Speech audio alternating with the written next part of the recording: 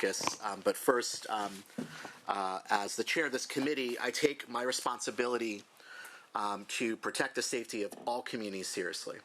And what we are seeing happening in our state, not just in Los Angeles, but throughout our state, undermines public safety in many ways. One, we're jeopardizing the safety of legal and undocumented Californians who are being violently arrested and assaulted by masked people. We don't even know if they're federal agents or not. We've heard allegations that these may be vigilantes. We know that they're Minutemen patrol the border, threatening people's due process, constitutional rights, and safety. And what we're also seeing is the erosion of trust between law enforcement and immigrant communities, something we have worked for years to try to build. That's why this resolution is so important, that we take a strong stand about what's happening in our state, the militarization and occupation of our state, and that we stand for the safety and human rights and dignity of all people. I have to say, I am almost to tears hearing what you described about the conditions that people have experienced in our detention facilities and at the hands of these immigration agents, border patrol, vigilantes. We don't know. It's unacceptable, the lack of humanity for people and the lack of respecting due process and constitutional rights. But we will stand for that here in the California State Senate and in the California Legislature. Just want to lift up a few points. And just to put this into perspective, we saw a viral video this past weekend of a landscape gardener who was gardening outside of an IHOP restaurant in Santa Ana and was approached by these masked goons who punched him, tackled him to the ground, and violently threw him into a van. We don't know where he is. He's the father of 3 Marines and a tax-paying citizen. And there are people that we know who are legal citizens of this country who've been racially profiled and been arrested.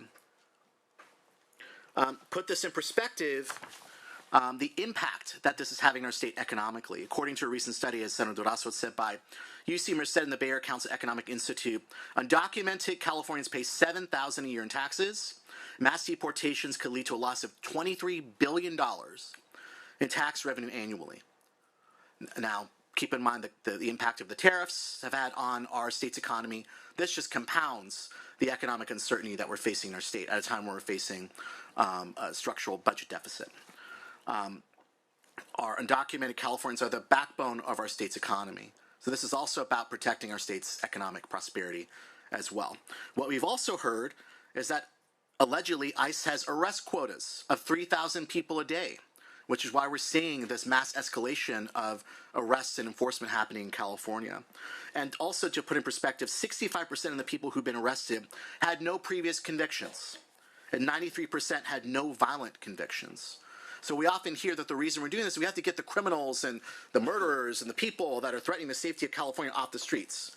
The data does not support that assertion. So I'm a proud co-author of this resolution.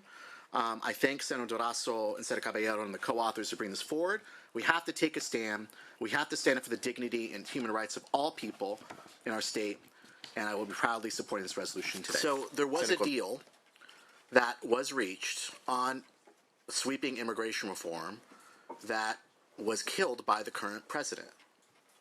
And so I think we all agree, Democrats and Republicans, that we need to create a streamlined path for people to get citizenship status in this country. That is the goal. And I just hope we don't lose sight of that. But there was a very active bipartisan effort to try to advance legislation to create a pathway. And unfortunately, that pathway was blocked. I just have to say that there is no justification for what's happening now.